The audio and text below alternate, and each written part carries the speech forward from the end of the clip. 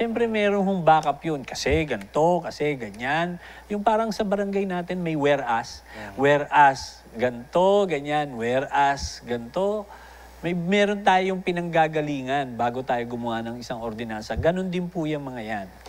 Yan po yung CAP, yung tinatawag nating legal process, no? May pagdadaanan talaga. Mismong barangay, may pinagdadaanan ng mga kaso. Ito, may pagdadaanan din. Speaking of which, yan nga po, alam natin na yan po, yung mga makers ng fixed term at saka yung kay Attorney Mac, I'm sure in the next few weeks, in the next few days, meron dyan na mag-i-intervene. May mag-i-intervene po dyan. Nasabi na rin po natin yan kamakailan. Pero maghihintay po tayo kasi lalong nagiging exciting ang laban sa Supreme Court. Alam nyo, sa totoo lang, tuloy nyo na lang po yung serbisyong ginagawa nyo. Doon na lang po yung panghawakan natin.